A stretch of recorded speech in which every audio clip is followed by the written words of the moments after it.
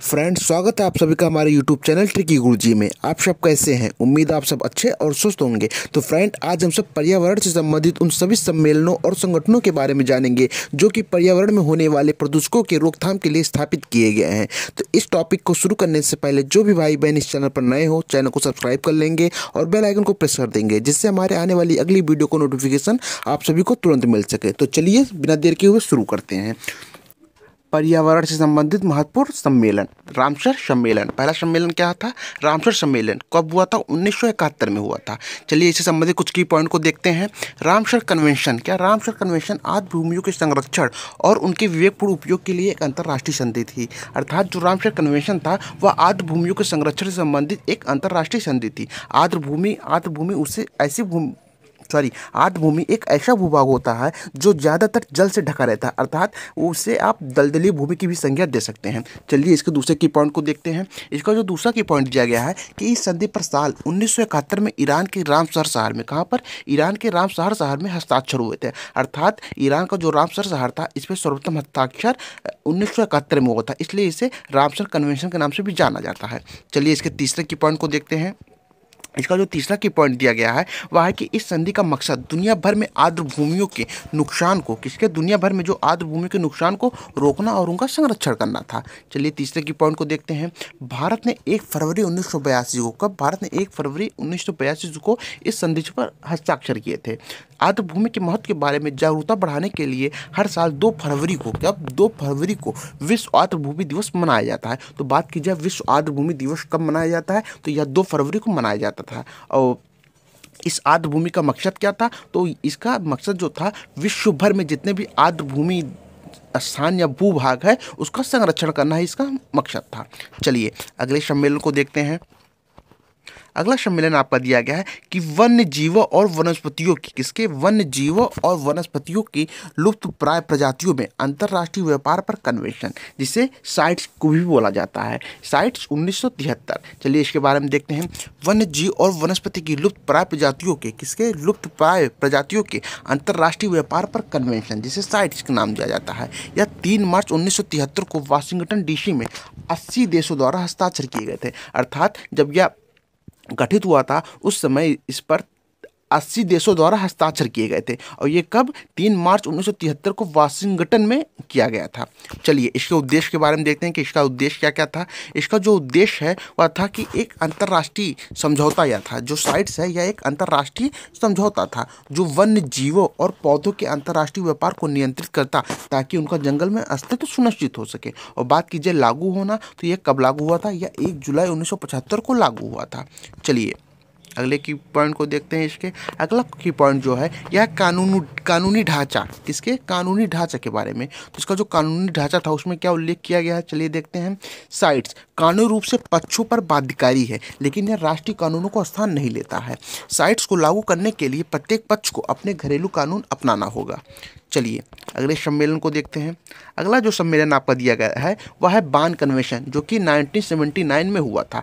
बार्न कन्वेंशन जो था यह किसके संबंधित था? यह प्रवासी प्रजातियों पर कन्वेंशन, जिसे CMS के नाम से भी जाना जाता है। यह संयुक्त राष्ट्र की एक पर्यावरण संधि है। संयुक्त राष्ट्र की एक पर्यावरण संधि है। इसका मकसद स्थलीय, जलीय और पक्षी प्रवासी जानवरों और उनके आवासों के संरक्षण और सतत उपयोग के लिए एक वैश्विक मंच उपलब्ध कराना है। बात कीजिए जो बार्न कन्वेंशन 1979 वाला था, इसका जो मेन उद्देश्य था वह था स्थलीय, जलीय और पक्षी या प्रवासी जानवरों और उनके आवासों के संरक्षण से संबंधित था। चलिए इससे जुड़े कुछ खास बातों को भी नजर करते हैं कि क्या क्या बातें हैं इससे संबंधित हैं। तो जो बार्न कन्वेंशन था ये संयुक्त राष्ट्र पर्यावरण कार्यक्रम UNEP के तत्वावधान में काम करती थी। यह कई अंतर्राष्ट्रीय संगठनों, गैर सरकारी संगठनों और कारपोरेट क्षेत्रों के साथ भी सहयोग करती थी। अर्थात ये सरकारी के साथ साथ निजी संगठनों के साथ भी काम करती थी। बात की जाए इस कन्वेंशन के तहत विलुप्ति के कगार पर, विलुप्त के कगार पर या जिनका अस्तित्व संकट में है, ऐसी प्रजातियों को अपेंडिक्स 1 में सूचीबद्ध किया गया था। अर्थात बात की जाए अपेंडिक्स 1 की, तो यह एक ऐसी इंडेक्स या सूची को संग्रहण करने वाला एक ऐसा इंडेक्स था जिसमें विलुप्ति की कगार पर या जिनका अस्तित्व संकट में उसको सम्मिलित किया जाता था। बात की जाए चौथे की पॉइंट की तरफ, तो यह सूचीबद्ध जीवों की रक्षा करने, उनके निवास स्थानों को संरक्षित करने या उन्हें पुनर्स्थापित करने की दिशा में प्रयास करती थी। चलिए अगले कन्वेंशन को देखते हैं।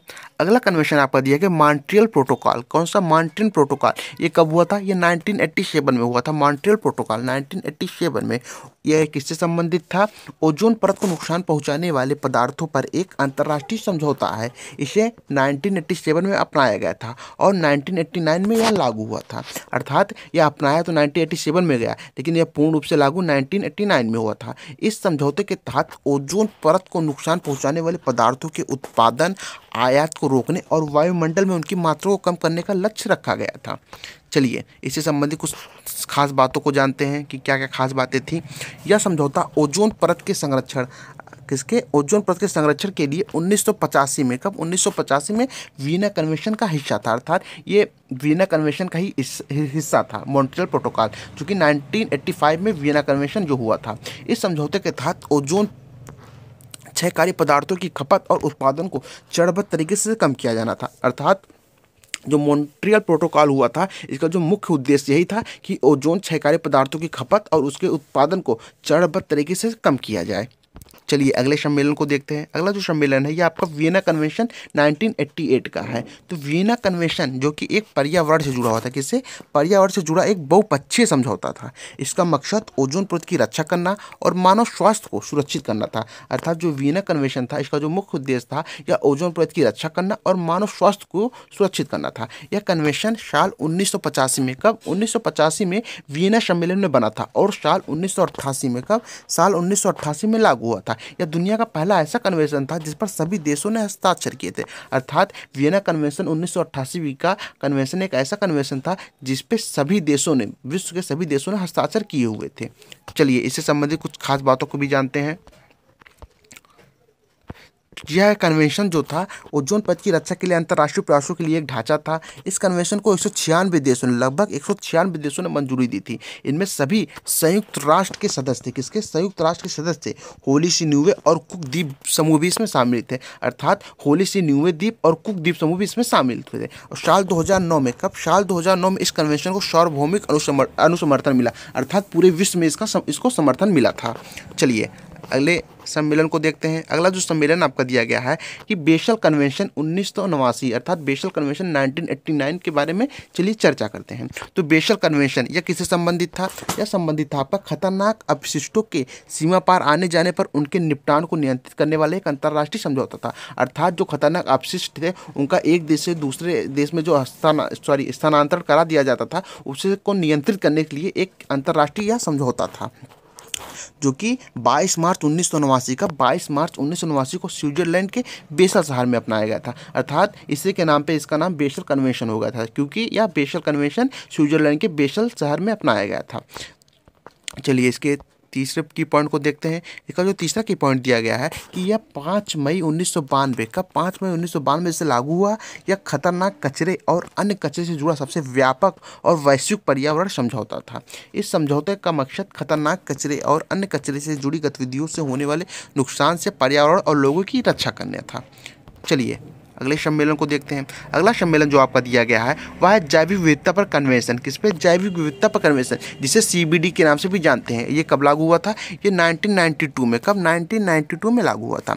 CBD यानी जैव विविधता पर कन्वेंशन। जैव विविधता पर कन्वेंशन जैव विविधता के संरक्षण, इसके घटकों के सतत उपयोग और इनसे होने वाले लाभों के न्यायसंगत बंटवारे के लिए एक अंतर्राष्ट्रीय कानूनी साधन है। यह कन्वेंशन 5 जून 1992 को ब्राजील के रियो डी जेनेरियो, कहाँ पर?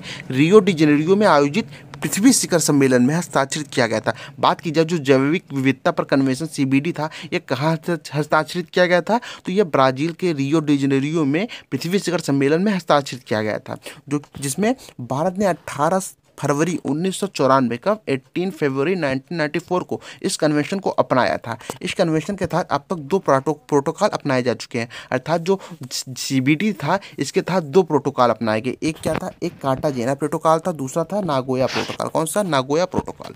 चलिए अगले की पॉइंट को देखते हैं। अगला कन्वेंशन आपका दे दिया गया। अगला कन्वेंशन को जानते हैं। अगला कन्वेंशन है आपका जलवायु परिवर्तन पर संयुक्त राष्ट्र फ्रेमवर्क कन्वेंशन UNFCCC 1992। तो जलवायु परिवर्तन पर जो संयुक्त राष्ट्र फ्रेमवर्क कन्वेंशन है यह एक संधि है जिसका उद्देश्य जलवायु प्रणाली में खतरनाक मानवीय हस्तक्षेप को रोकना था। चलिए इसके उद्देश्य के बारे में जानते हैं। इसका जो उद्देश्य है इसका जो उद्देश्य है वो क्या है कि लक्ष्य जलवायु प्रणाली में खतरनाक मानवीय हस्तक्षेप को रोकने के लिए वायुमंडल में ग्रीन हाउस गैस सांद्रता को स्थिर करना। यह कार्य एक सीमा के भीतर एक सीमा के भीतर किया जाना है ताकि पारिस्थितिकी तंत्र को प्राकृतिक रूप से अनुकूलित होने का अवसर मिल सके। इसके इतिहास की बात करें तो इसका जो इतिहास है 1992 में हस्ताक्षरित किए गए थे तथा यह 1994 में लागू हुआ था। इसकी सदस्यता लगभग सार्वभौमिक है अर्थात हर जगह व्याप्त है तथा 198 देशों ने इस अधिसमय का अनुसमर्थन किया था अर्थात 198 देशों ने इसका समर्थन किया था। चलिए देखते हैं करार कब हुआ था इस पे। तो इसका जो करार था ये कब हुआ था? यह हुआ था ऐतिहासिक समझौतों के लिए आधारभूत संधि जिसमें 1997 कब 1997 का क्योटो प्रोटोकॉल और 2015 का पेरिस समझौता शामिल है। चलिए अब अगले सम्मेलन को देखते हैं। अगला जो सम्मेलन है महत्वपूर्ण आपके लिए ये कौन सा है? ये रियो शिखर सम्मेलन। क्या? रियो शिखर सम्मेलन 1992 का है। चलिए इससे जुड़े संबंधित बातों को देखते हैं। रियो शिखर सम्मेलन पर्यावरण और विकास से जुड़ा है। किससे जुड़ा है? पर्यावरण और विकास से जुड़ा हुआ है। तो रियो शिखर सम्मेलन जो था पर्यावरण और विकास पर संयुक्त राष्ट्र सम्मेलन था। इसे ग्रह पृथ्वी शिखर सम्मेलन के नाम से भी जाना जाता था अर्थात जो रियो शिखर सम्मेलन था इसे ग्रह पृथ्वी शिखर सम्मेलन के नाम से भी जाना जाता है। चलिए अगले की पॉइंट को देखते हैं। अगला जो की पॉइंट दिया गया है वह है यह सम्मेलन में 3 से 14 जून कौन सा 3 से 14 जून 1992 को ब्राजील के रियो डी जेनेरियो में आयोजित किया गया था अर्थात जो यह शिखर सम्मेलन था वह 3 जून से लेकर 14 जून 1992 तक ब्राजील के रियो डी जेनेरियो में आयोजित किया गया था। चलिए अगले की पॉइंट को देखते हैं। अगला की पॉइंट आपका दिया गया है कि इस सम्मेलन का जो उद्देश्य या मकसद था वह पर्यावरण और विकास से जुड़े मुद्दों पर अंतर्राष्ट्रीय कार्रवाई के लिए एक व्यापक एजेंडा तैयार करना था। इस सम्मेलन में 178 देशों के राष्ट्राध्यक्ष और 1500 गैर सरकारी संगठन शामिल हुए थे। तो बात की जाए 178 देशों के राष्ट्राध्यक्ष और 1500 निजी सरकारी संगठन शामिल हुए थे। इस सम्मेलन में एजेंडा 21 इस पे एजेंडा 21 पर सहमति बनी थी। यह एक कार्य योजना थी जिसका मकसद वैश्विक सतत विकास को हासिल करना था। चलिए अगले की पॉइंट को देखते हैं। अगला की पॉइंट आपका दिया गया है कि इस सम्मेलन के बाद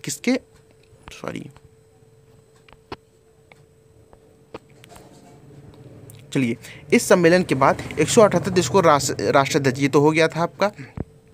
इस सम्मेलन में एजेंडा 21 पर सहमति बनी थी। यह एक कार्य योजना थी जिसका मकसद वैश्विक सतत विकास को हासिल करना था।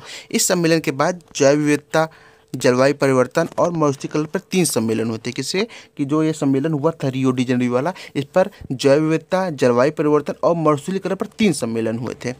चलिए अगले सम्मेलन को देखते हैं। अगला सम्मेलन आपका है कि मरुस्थलीकरण किससे? मरुस्थलीकरण से निपटने के लिए संयुक्त राष्ट्र कन्वेंशन UNCCD 1994।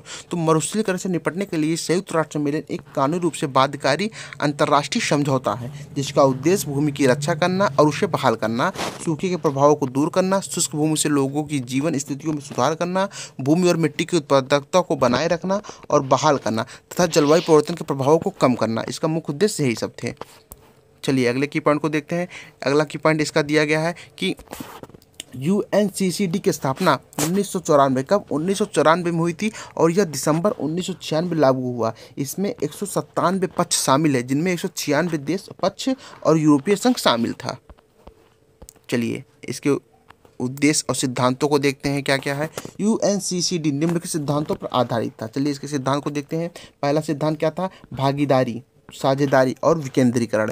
UNCCD का मुख्य निर्णय लेने वाला निकाय कॉन्फ्रेंस ऑफ पार्टीज अर्थात COP था जो सरकारों और संगठनों से बना था। COP हर 2 साल में निम्नलिखित विषयों पर बैठक करता था। चलिए इसके विषय को देखते हैं। इसका जो विषय था वो क्या था? वह था पक्षों से प्राप्त रिपोर्ट की समीक्षा करें, वे अपनी NDN प्रतिबद्धताओं को किस प्रकार पूरा कर रहे हैं अर्थात वे अपनी LDN प्रतिबद्धताओं को किस प्रकार पूरा कर रहे हैं इसकी समीक्षा करना इनका मुख्य कार्य था। चलिए अगले सम्मेलन को या प्रोटोकॉल को देखते हैं। अगला जो प्रोटोकॉल आपका दिया यह है क्योटो प्रोटोकॉल। कौन सा? क्योटो प्रोटोकॉल जो कि 1997 में आया। तो जो क्योटो प्रोटोकॉल है ये देखते हैं किससे संबंधित है। यह संबंधित है जलवायु परिवर्तन। इसको जलवायु परिवर्तन को कम करने के लिए ग्रीन हाउस गैसों के उत्सर्जन को सीमित करने के लिए बनाई गई एक अंतर्राष्ट्रीय संधि थी। क्या क्योटो प्रोटोकॉल थी? यह एक प्रकार की संधि थी जो कि ग्रीन हाउस गैसों के उत्सर्जन को सीमित करने के लिए बनाई गई थी।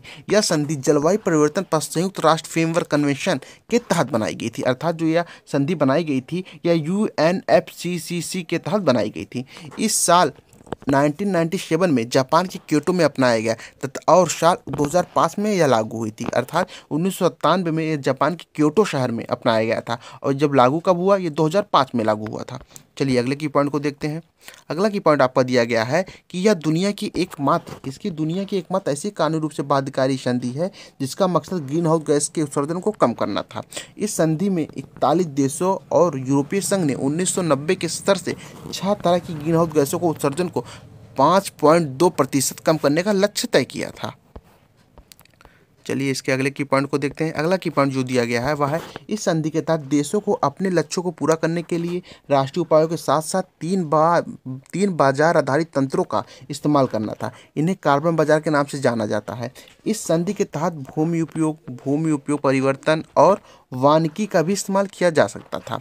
क्योटो प्रोटोकॉल से शामिल होने के लिए किसी देश को यूनिवर्सिटी का पद छोड़ना जरूरी है। अर्थात क्योटो जो प्रोटोकॉल में शामिल होने के लिए जो योग्यता या अर्हताएं होती थी वह क्या थी? किसी देश को UNFCCC का पद छोड़ना जरूरी था, अर्थात इसमें शामिल होना जरूरी था। चलिए अगले कन्वेंशन को देखते हैं। अगला जो कन्वेंशन है वो आपका है रॉटरडम कन्वेंशन। कौन सा? रॉटरडम कन्वेंशन, जो कि कब हुआ था? वह हुआ था 1998 उसमें हुआ था। चलिए इसके बारे में जानते हैं कि इसके बारे में क्या क्या मुख्य है। तो रॉटरडम कन्वेंशन जो कि खतरनाक रसायनों और कीटनाशकों के अंतर्राष्ट्रीय व्यापार से जुड़ा एक कानूनी रूप से बाध्यकारी पर्यावरण समझौता है जिसका मकसद इन रसायनों का पर्यावरण के अनुकूल इस्तेमाल हो और मानव स्वास्थ्य और पर्यावरण को नुकसान न पहुंचे। इसलिए इस कन्वेंशन के जरिए इन रसायनों के बारे में जानकारी का आदान प्रदान होता है। चलिए अगले की पॉइंट को देखते हैं। इसका जो अगला की पॉइंट है वह क्या है कि इनके आयात और निर्यात पर राष्ट्रीय निर्णय लिए जाते हैं। खरीदारों को इन रसायनों से जुड़े किसी भी प्रतिबंध के बारे में जानकारी दी जाती है। चलिए अगले की पॉइंट को देखते हैं। इसके अगला की पॉइंट जो दिया गया है वह है कि इस कन्वेंशन के तहत देशों को पूर्व सूचित सहमति प्रक्रिया से गुजरना होता है, जिसका मतलब देशों को यह तय करना होता है कि कुछ खतरनाक रसायनों के आयात की अनुमति दी जाए या नहीं। इस प्रक्रिया के तहत आने वाले पदार्थों की सूची कन्वेंशन के अनुलग्न 3 में होती है। रॉटरडम कन्वेंशन को 10 सितंबर 1998 को नीदरलैंड के रोटरडम में अपनाया गया था। कब? नीदरलैंड के रोटरडम में 10 सितंबर 1998 को अपनाया गया था। इसकी तारीख महत्वपूर्ण है तो इसको आप थोड़ा देख लीजिएगा। अगला जो कन्वेंशन या प्रोटोकॉल था वह था जैव सुरक्षा पर कार्टाजेना प्रोटोकॉल। कौन सा? Cartagena protocol. किस पर? जैव सुरक्षा पर। कब हुआ था? 2000 में हुआ था। तो कार्टाजेना प्रोटोकॉल जो था वह जैव विविधता पर कन्वेंशन का एक पूरक समझौता था। यह प्रोटोकॉल आधुनिक जैव प्रौद्योगिकी के कारण संशोधित जीवों एलएमओस में होने वाले संभावित खतरों से जैव विविधता की रक्षा के लिए बनाया गया था। इस प्रोटोकॉल से जुड़ी कुछ खास बातें, चलिए इससे जुड़ी कुछ खास बातों को देखते हैं कि इससे जुड़े कुछ इंपॉर्टेंट तथ्य क्या क्या हैं। कि यह एक अंतर्राष्ट्रीय समझौता था। इसे 29 जनवरी 2000 को, कब? 29 जनवरी 2000 को अपनाया गया और 11 सितंबर 2003 को यह लागू हुआ था। इस प्रोटोकॉल के तहत देशों को संशोधित जीवों की आवाजाही का प्रबंधन करना होता था। चलिए अगले की पॉइंट को देखते हैं। अगला सही सम्मेलन दिया गया है। अगला सम्मेलन आपका है स्टॉकहोम कन्वेंशन। कौन सा? Stockholm convention 2001। कब हुआ था? 2001 में हुआ था। स्टॉकहोम कन्वेंशन स्थायी कार्बनिक प्रदूषकों पर एक अंतर्राष्ट्रीय पर्यावरण संधि है। इसका मकसद मानव स्वास्थ्य और पर्यावरण को POP से बचाना है। किससे? POP अर्थात स्थायी कार्बनिक प्रदूषकों से बचाना था। इस कन्वेंशन पर 22 मई 2001 को स्टॉकहोम में हस्ताक्षर हुए थे और यह 17 मई 2004 से लागू हुआ था। अर्थात जो स्टॉकहोम कन्वेंशन था इस पर 22 मई 2001 में स्टॉकहोम एक देश का नाम है, वहाँ पर इसमें हस्ताक्षर हुए थे, इसलिए इसे स्टॉकहोम कन्वेंशन कहा जाता है। चलिए इस कन्वेंशन के तहत POP के उत्पादन, किसके? POP के उत्पादन, POP के उत्पादन, उपयोग, व्यापार, उत्सर्जन और भंडार को प्रतिबंधित या समाप्त किया जाता था। चलिए POP के बारे में कुछ खास बातों को जानते हैं। POP लंबे समय तक बरकरार रहते हैं। ये भौगोलिक रूप से व्यापक और वितरित होते हैं। किससे? ये लंबे समय तक बरकरार रहते हैं और भौगोलिक रूप से बात की जाए तो यह व्यापक रूप से वितरित हो जाते हैं। ये जीवित जीवों के वसा उत्कों में जमा होते हैं, अर्थात जो जीवित जीव हैं उनके वसा उत्कों में जीवित हो जाते हैं। अगला की पॉइंट जो है कि ये विषाक्त होते हैं। क्या होते हैं? ये विषाक्त होते हैं। इन्हें कैंसर, तंत्रिका तंत्र को नुकसान, प्रजनन संबंधी विकार और प्रतिरक्षा प्रणाली के कमजोर होने से जोड़ा गया है। चलिए अगले सम्मेलन को देखते हैं। अगला जो सम्मेलन या प्रोटोकॉल था वह है नागोया प्रोटोकॉल। कौन सा? नागोया प्रोटोकॉल, जो कि 2010 में आया। कब आया? 2010 में आया। नागोया प्रोटोकॉल आनुवांशिक संसाधनों के उपयोग से होने वाले लाभों को न्यायसंगत तरीके से बांटने के लिए बनाया गया एक अंतर्राष्ट्रीय समझौता है। इसे संयुक्त राष्ट्र के तत्वावधान में बनाया गया था। यह जैविक विविधता पर कन्वेंशन CBD का एक पूरक दस्तावेज था। चलिए इससे संबंधित कुछ खास बातों को जानते हैं।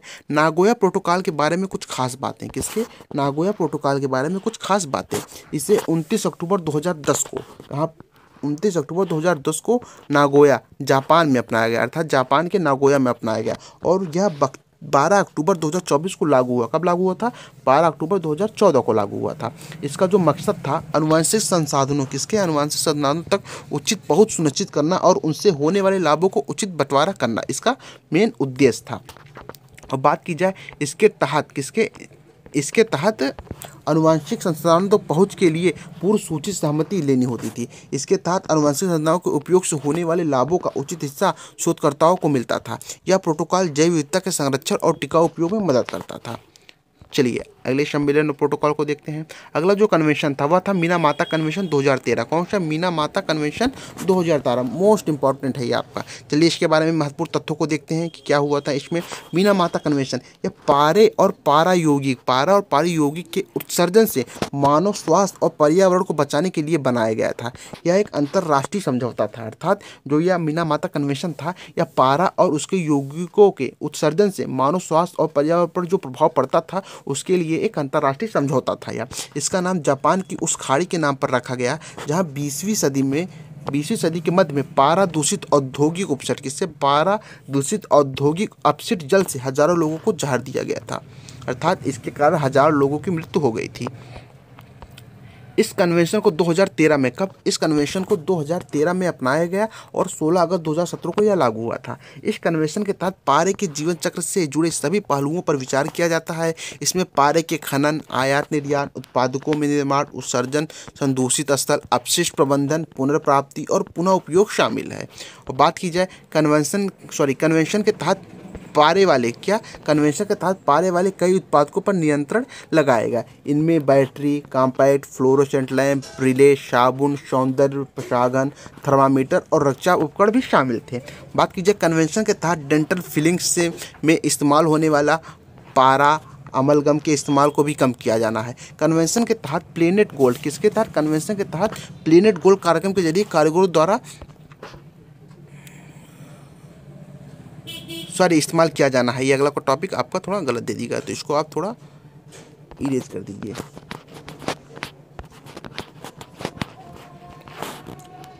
तो इसका मुख्य उद्देश्य था कन्वेंशन के तहत डेंटल फिलिंग्स में, अर्थात जो डॉक्टर द्वारा दांतों में फिलिंग की जाती थी उसमें इस्तेमाल होने वाला जो पारा अमलगम था, कौन सा?